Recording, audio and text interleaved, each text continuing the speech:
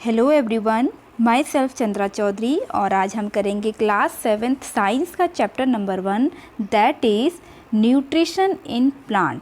सबसे पहले चलिए चैप्टर का मतलब समझते हैं।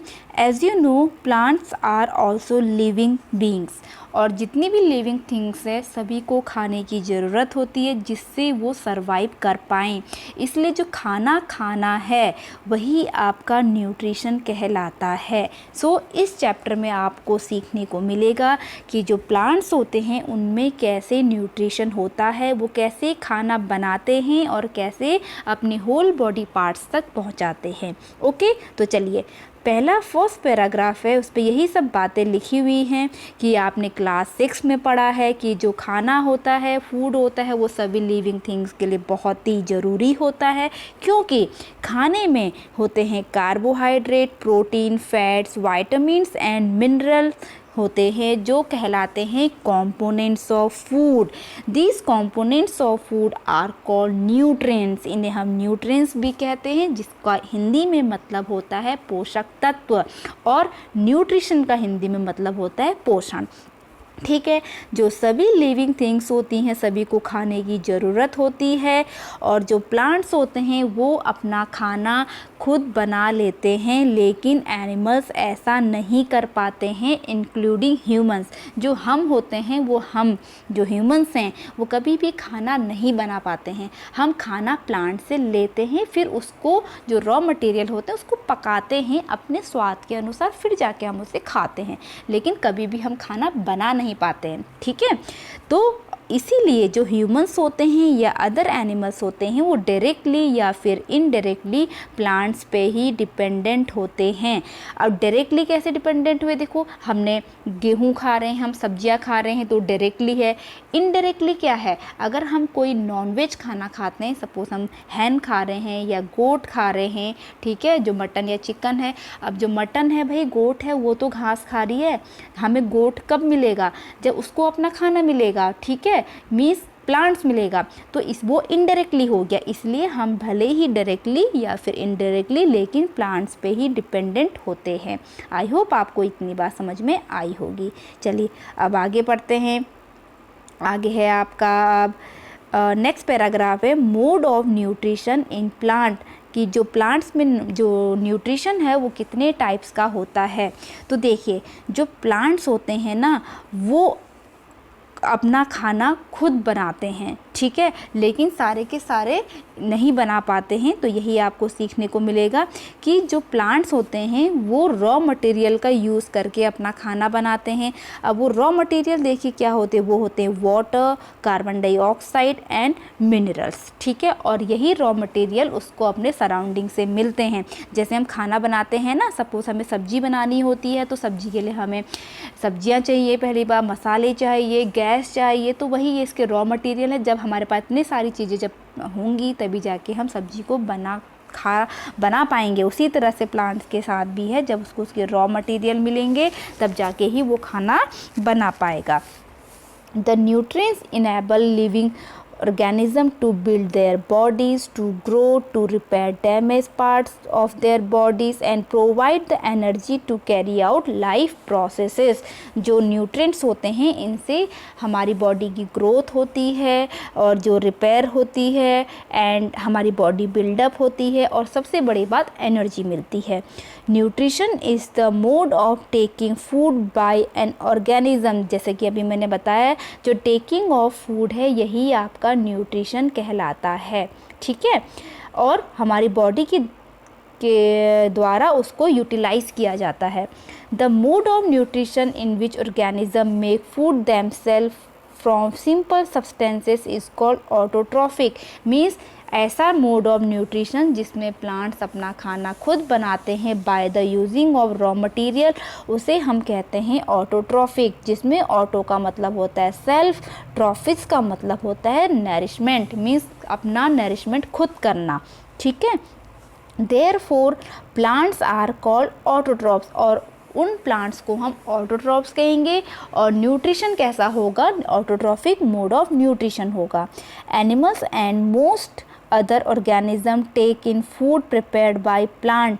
और जो एनिमल्स होते हैं या अदर ऑर्गेनिजम्स होते हैं वो अपना खाना कहाँ से लेते हैं, जो प्लांट्स के द्वारा ही प्रिपेयर किया जाता है। दे आर कॉल्ड हेटेरोट्रॉप्स, उन्हें हेटेरोट्रॉप्स कहते हैं। हेटेरोस का मतलब होता है अदर, ठीक है।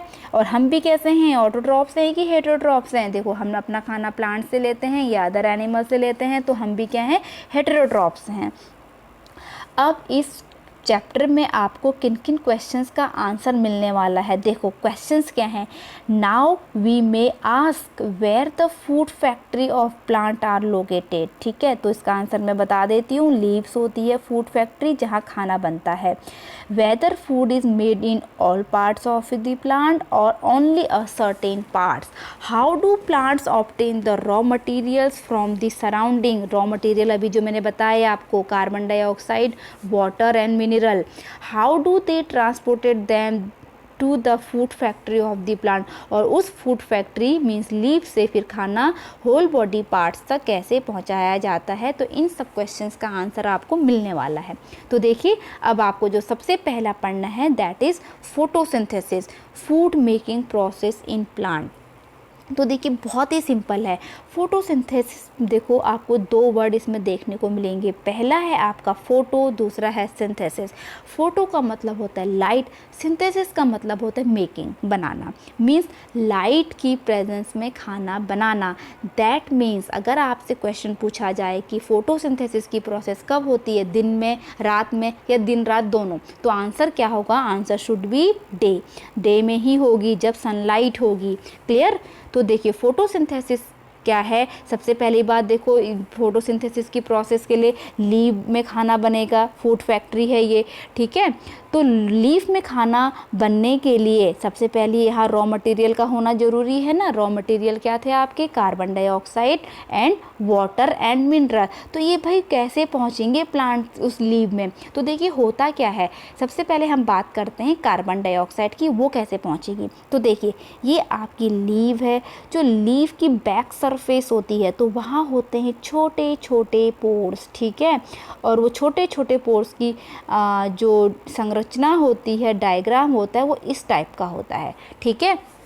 और आपका ये पोर्स जो बीच का है ये आपका खुलता है बंद होता है, खुलता है बंद होता है। और ये होते हैं आपके गार्ड सेल, ठीक है। इन गार्ड सेल में जब पानी भर जाता है तो स्वेल अप हो जाते हैं, खुल जाता है, और जब वो सिकुड़ जाते हैं तो बंद हो जाता है। तो इस टाइप से होता है, इन्हें कहते हैं स्टोमेटा। अब जब ये खुलते हैं बंद करते हैं तो एटमॉस्फेरिक जो कार्बन डाइऑक्साइड है वो इन पोर्स में क्या हो जाती है, ट्रैप हो जाती है और लीफ के अंदर चली जाती है, ठीक है। तो इस तरीके से देखो इस लीफ के अंदर क्या चले गया, कार्बन डाइऑक्साइड। अब बचा वाटर। तो देखिए जो प्लांट्स की जो रूट्स होती हैं वो वाटर को क्या करती है, एब्जॉर्ब करती हैं, और मिनरल को एब्जॉर्ब करेगी फ्रॉम द सॉइल, और वेसल्स की हेल्प से वो आपके जो वाटर एंड मिनरल है वो पहुंच जाता है लीव्स तक। तो इस तरीके से लीफ में आपके water, mineral and carbon dioxide raw material पहुंच गए हैं। अब आपका बचता है सन।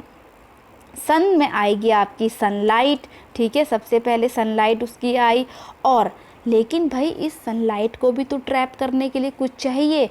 तो क्या होता है, जो ये लीव्स होती है इसमें एक पिगमेंट होता है ग्रीन कलर का, जिसे हम कहते हैं क्लोरोफिल। यहाँ पे देखो क्लोरोफिल का नेम भी होगा क्लोरोफिल, ठीक है। ये तो ग्रीन पिगमेंट क्लोरोफिल है, यही सनलाइट को ट्रैप करता है, ठीक है, कैप्चर करता है, और जिसकी वजह से रॉ मटेरियल फिर किस में कन्वर्ट हो जाते हैं, ग्लूकोज में। ग्लूकोज का फॉर्मूला होता है C6H12O6, जिसे हम कार्बोहाइड्रेट भी कहते हैं, और प्लस बहुत इम्पॉर्टेंट गैस बनती है दैट इज़ O2। इसीलिए तो जो आपने सुना है कि प्लांट्स ऑक्सीजन गैस रिलीज़ करते हैं तो वो by the process of photosynthesis ही करते हैं। तो आई होप आपको ये होल प्रोसेस समझ में आ गई होगी, मैंने बहुत इजी तरीके से समझाई, ठीक है। तो यहाँ पर आपको देखने को मिलेगा ये जो डायग्राम है, यही सारी बातें लिखी गई हैं। देखो यहाँ पर आपका एक प्लांट बनाया है, यहाँ पे लीफ है, फूड फैक्ट्री, ऑक्सीजन देखो बाहर आ रही है, कार्बन डाइऑक्साइड अंदर जा रही है, सनलाइट है, क्लोरोफिल है। तो इतनी सारी चीज़ें जब हैं तभी जाके खाना बनेगा। ये इक्वेशन आपको दी है, देखो carbon dioxide plus water, sunlight और और क्लोरोफिल ने सनलाइट को कैप्चर किया और इन दोनों ने मिलकर के तब क्या बना दिया, ये कार्बोहाइड्रेट बना दिया, कार्बोहाइड्रेट या फिर ग्लूकोज, और प्लस ऑक्सीजन गैस रिलीज़ करी। ठीक है, इसके बाद यहाँ पर आपको एक स्टोमेटा का भी डायग्राम दिया गया है। देखिए स्टोमेटा का डायग्राम बहुत अच्छे से यहाँ पर विजिबल है। यहाँ पे गार्ड सेल है, अंदर जो पोर दिखाई दे रहा है, स्टोमेटल ओपनिंग जो है उसी की थ्रू जो ऑक्सीजन है वो बाहर आती है, कार्बन डाइऑक्साइड अंदर जाती है। आई होप आपको ये होल प्रोसेस समझ में आ गई होगी। ठीक है, और यहाँ पर एक इम्पॉर्टेंट एक्टिविटी दी गई है आयोडीन टेस्ट, जिसको आपने क्लास 6 में भी किया होगा। उसमें एक्चुअली क्या होता है कि आप किसी पॉटेड प्लांट को क्या कर लेते हैं, डार्क में रख देते हैं 2-3 दिन तक। अब देखो डार्क में रखने से क्या होगा, तो उसमें खाना बनेगा? ऑफ कोर्स नहीं बनेगा, क्योंकि जब तक सनलाइट नहीं है खाना तो बनेगा ही नहीं। तो उस लीफ को हमने तोड़ लेना है, फिर उसको थोड़ा उबाल लेना है उसको। ठीक है, फिर उसमें जब आप उसमें अल्कोहल में भी आपको उसको डिप करना है। उसके बाद जब उस लीफ में आप 2-3 ड्रॉप आयोडीन की डालेंगी तो अगर ब्लू ब्लैक कलर आएगा तो दैट मीन्स उसमें स्टार्च प्रेजेंट है। स्टार्च भी क्या होता है, कार्बोहाइड्रेट ही होता है। ठीक है, क्योंकि जो ग्लूकोज बना, ग्लूकोज होल बॉडी पार्ट्स तक पहुंचता है और बाकी बचा ग्लूकोज जो है वो स्टार्च में कन्वर्ट होके स्टोर हो जाता है। ठीक है, तो ब्लू ब्लैक कलर आएगा तो उसमें कार्बोहाइड्रेट प्रेजेंट है, नहीं आएगा तो नहीं है। तो इस तरीके से आयोडीन टेस्ट किया जाता है। ओके, अब आपका नेक्स्ट है other mode of nutrition in plant. ठीक है, उससे पहले एक हेडिंग और है, synthesis of food plant food other than carbohydrate, कि जो प्लांट है वो कार्बोहाइड्रेट के अलावा भी और कुछ बनाते हैं। तो आपने ये सीखा कि फोटोसिंथेसिस की प्रोसेस से क्या बनता है, मेन कार्बोहाइड्रेट बनता है। लेकिन क्या यही बनते हैं? नहीं, प्लांट में आपके जो कार्बोहाइड्रेट है उसमें आपने देखा कार्बन है, हाइड्रोजन है, ऑक्सीजन है। तो इनका यूज़ करके प्लांट प्रोटीन और आपके फैट्स भी बनाते हैं। अब प्रोटीन कैसे बनेगा? अब प्रोटीन बनाने के लिए प्लांट्स को चाहिए नाइट्रोजन। ठीक है, अब देखिए ये रॉ मटेरियल कैसे पहुंचेंगे। अब आपने अभी देखा जो कार्बन डाइऑक्साइड है वो डायरेक्टली एटमॉस्फेयर से लीफ उसको एब्जॉर्ब कर लेती है थ्रू द स्टोमेटा। लेकिन क्या नाइट्रोजन को भी ऐसे ही कैप्चर कर लेगा? नहीं, वो आपकी नाइट्रोजन को कैप्चर नहीं कर पाता है। अब होता क्या है, देखिए एक्चुअली जो आपकी पल्सेस होती है, पल्सेस में ही प्रोटीन होता है ना बहुत ज़्यादा, तो पल्सेस की जो रूट्स होती हैं उनमें होते हैं नोड्यूल्स। ठीक है, उन नोड्यूल्स में एक बैक्टीरिया होता है और इन बैक्टीरिया में जैसे फॉर एग्जांपल है आपका राइजोबियम, तो वो बैक्टीरिया क्या करता है, इस नाइट्रोजन को नाइट्राइट NO2 या फिर नाइट्रेट NO3 में कन्वर्ट कर देता है। ठीक है, अब इस नाइट्राइट या नाइट्रेट को प्लांट आसानी से एब्जॉर्ब कर लेते हैं और प्रोटीन बनाते हैं। तो अब आपने ये भी सीख लिया कि प्रोटीन कैसे बनता है। इसके बाद नेक्स्ट हेडिंग है आपकी other modes of nutrition in plant. और अलग अलग मोड क्या हैं? There are some plants which do not have chlorophyll. बहुत सारे ऐसे प्लांट हैं जिसमें क्लोरोफिल नहीं पाया जाता है। They can not synthesis food, तो अगर क्लोरोफिल नहीं होगा तो वो खाना भी नहीं पका पाएंगे। ठीक है, उनके पास क्योंकि एनर्जी कैप्चर करने के लिए कोई चीज़ है ही नहीं, तो भाई वो कैसे सर्वाइव कर पाएंगे, वो कैसे अपना न्यूट्रिशन लेते हैं। कि like human and animal such plant depend on food produced by other plant. ये जो प्लांट होते हैं जो अपना खाना खुद नहीं बना पाते, वो भी ह्यूमंस की तरह अदर प्लांट पे ही डिपेंडेंट होते हैं।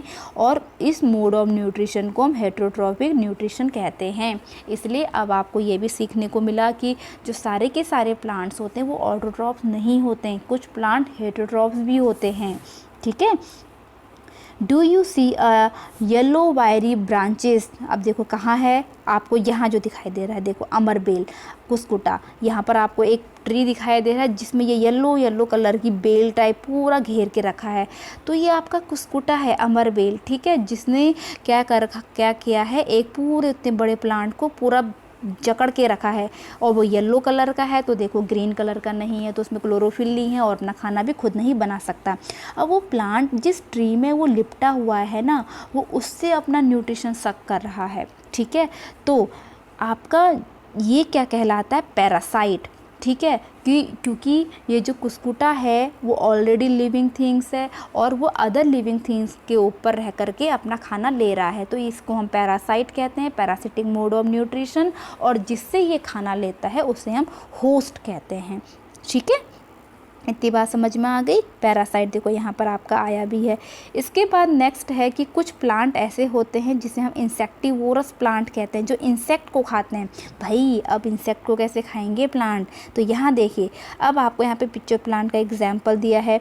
तो यहाँ पर देखो जैसे जग होता है ना घरों में, उस टाइप का यहाँ पर स्ट्रक्चर आपको यहाँ पर दिखाई दे रहा है। ठीक है, तो यहाँ पर क्या है, ये लिड है, तो इसके अंदर जैसे ही कोई भी कीड़ा गया, ठीक है, वो इसके अंदर होकर ट्रैप हो जाता है, ये लिड बंद हो जाता है, जिसकी वजह से जो कीड़ा इसके अंदर फंस गया है, कोई भी इंसेक्ट फंस गया है, उसकी डेथ हो जाती है और प्लांट क्या करता है, उससे न्यूट्रिशन को सक कर लेता है। ठीक है, तो इस तरह के प्लांट को हम क्या कहते हैं, इंसेक्टिवोरस प्लांट कहते हैं। अगर हम बात करें कि कैसा मोड ऑफ न्यूट्रिशन है, तो ये भी हेटेरोट्रॉपिक मोड ऑफ न्यूट्रिशन ही है। और इसका एक अदर एग्जाम्पल होता है विनस फ्लाई ट्रैप। ठीक है, चलिए अब आगे बढ़ते हैं हम नेक्स्ट पेज में। नेक्स्ट पेज है आपका सेप्रोट्रोप्स। सेप्रोट्रोप्स क्या होता है, पैरासाइट आपने पढ़ लिया। ठीक है, पैरासाइट क्या होता है एक बार और मैं आपको बता दूं कि आपके ऐसे लिविंग ऑर्गेनिज्म जो किसी अदर लिविंग ऑर्गेनिज्म के ऊपर रह करके अपना खाना डिराइव करते हैं। ठीक है, और जिसके ऊपर रह रहे हैं वो लिविंग थिंग्स होना चाहिए, तो उसे हम पैरासाइट कहते हैं। अब सेप्रोट्रोप्स क्या होते हैं, सेप्रोट्रोप्स भी सेम, जो अपना खाना किसी दूसरे ऑर्गेनिज्म से डिराइव करते हैं, लेकिन वो डेड एंड डिकेइंग मटेरियल होता है, लिविंग थिंग्स नहीं होता है। इस बात का आप ध्यान रखिएगा। ठीक है, जैसे आपके मशरूम्स वगैरह हैं, ये ब्रेड आपने देखी होगी, कुछ दिन तक आप अगर ब्रेड को छोड़ देते हैं तो उसमें आपकी येलो कलर की या ग्रीन कलर की फंगस लग जाती है, वो ब्रेड मोल्ड है। ठीक है, तो वो सेप्रोट्रोप है, क्योंकि देखो ब्रेड क्या है, वो लिविंग थिंग्स नहीं है। ब्रेड जब 3-4 दिन पुरानी हो जाती है तो सड़ने गलने लगती है ऑब्वियसली, तो उस पर आपकी फंगस लग जाती है और फंगी क्या करता है, उस ब्रेड में से अपना न्यूट्रिशन लेता है। तो ये किस टाइप का मोड ऑफ न्यूट्रिशन हुआ आपका, सेप्रोट्रोप्स। तो फंगी इसका एग्जाम्पल हो जाएगा। ठीक है, सेप्रोट्रोपिक मोड ऑफ न्यूट्रिशन हो जाएगा, जैसे पैरासिटिक या सेप्रोट्रोपिक, और इनको हम क्या कहेंगे, सेप्रोट्रोप्स कहेंगे।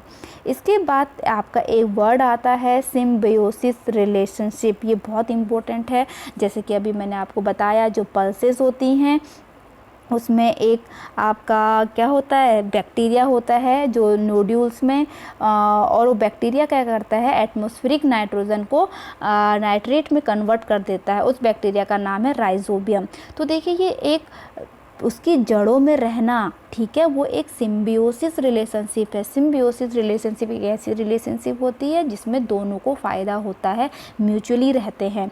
तो देखो प्लांट को तो फ़ायदा हो रहा है क्योंकि वो एटमॉस्फेयर से नाइट्रोजन को नहीं ले पा रहा है, तो क्या होगा, तो जो बैक्टीरिया है उसको कन्वर्ट करके दे रहा है, प्लस बैक्टीरिया को क्या फ़ायदा है, भाई उसको रहने की जगह तो मिल रही है, तो दोनों को क्या हो रहा है, फ़ायदा हो रहा है। उसी तरह से एक आपका होता है lichen. Lichen is another example of symbiosis. इसमें ये लाइकन क्या होता है, फंगी प्लस एल्गी। ठीक है, एल्गी का वो होता है, देखो जब कोई पानी होता है तो उसके ऊपर होती है फंगी और फंगी के ऊपर लगी रहती है एल्गी। ठीक है, तो ये क्या होगा, देखो तो फंगी पहली बात तो उसको अपने ऊपर रहने के लिए जगह दे रहा है, वाटर दे रहा है, तो बदले में एल्गी क्या करता है, क्योंकि एल्गी फोटोसिंथेसिस की प्रोसेस को कर सकते हैं तो खाना बनाता है। ठीक है, और वो खाना जो उसने बनाया वो फंगी को भी देता है। तो इस तरीके से ये एक म्यूचुअल रिलेशनशिप हुई, बेनिफिशियल, और इसे हम क्या कहते हैं, एल्गी और फंगी को मिलके जो बना है उसको हम लाइकन कहते हैं। ठीक है, इतनी बात समझ में आ गई। अब आपका लास्ट टॉपिक है, that is how nutrients are replenished in the soil. की जो क्योंकि देखो हमने बहुत सारे प्लांट लगाए तो प्लांट वो सब करते जा रहे मिनरल, तो जो मिनरल्स हैं, न्यूट्रिएंट्स है, वो ख़त्म होंगे कि नहीं होंगे, तो भाई वो सॉइल में कैसे रिप्लेनिश्ड किए जाते हैं, Have you ever seen farmers spreading manure or fertilizer in the field, or gardener using them in lawn and in pots? Do you know why this is done? तो आपने देखा ही होगा कि जो फार्मर्स होते हैं वो मैन्यूर डालते हैं, मैन्यूर क्या होता है, जो घर में खाद बनाई जाती है, फर्टिलाइज़र्स डालते हैं, ठीक है। तो वो क्या करते हैं, जो सॉइल में जिस मिनरल की कमी हो गई है वो उसको दोबारा सॉइल में लाने के लिए इनका यूज़ किया जाता है, ठीक है। और you learned that plants absorb mineral and nutrient from the soil, so their amount in cell keep on declining, ठीक है, जैसे कि मैंने अभी बताया। तो फर्टिलाइज़र्स और मैन्यूर को जब हम सॉइल में मिलाते हैं तो जो नाइट्रोजन है, पोटेशियम है, फॉस्फोरस है, ये सारे के सारे फिर से रीप्लेनिश्ड हो जाते हैं, ठीक है। ये तो हो गए कि जिसमें हमारा इन्वॉल्वमेंट है। अब नेचुरली कैसे होगा, देखिए, usually crop plants absorb a lot of nitrogen and the soil becomes deficient of nitrogen, ठीक है। तो नाइट्रोजन एब्जॉर्ब करेंगे तो नाइट्रोजन की डिफिशियंसी हो जाएगी। उसी तरह से जो राइजोबियम बैक्टीरिया है, वही जो मैंने भी आपको बताया, ये क्या करेगा, जो सॉइल में नाइट्रोजन की कमी है उसको पूरा करेगा। तो इस तरीके से प्लांट में सॉइल की क्या हो जाएगी, आपकी नाइट्रोजन की क्या हो जाएगी, सॉइल में उसकी जो कमी है वो पूरी हो जाएगी।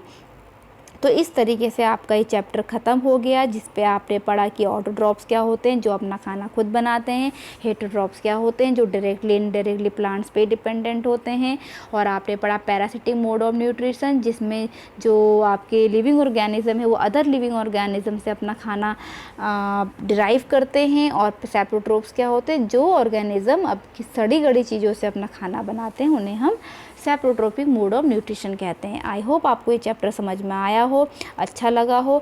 अगर हेल्पफुल लगा हो तो please hit the like, leave the comment, subscribe to my channel and press the bell icon. मैं मिलूंगी अपनी नेक्स्ट वीडियो के साथ, जिसमें हम डिस्कस करेंगे इसका chapter number 2, that is nutrition in animal. तब तक के लिए stay tune, stay healthy, stay connected, bye bye.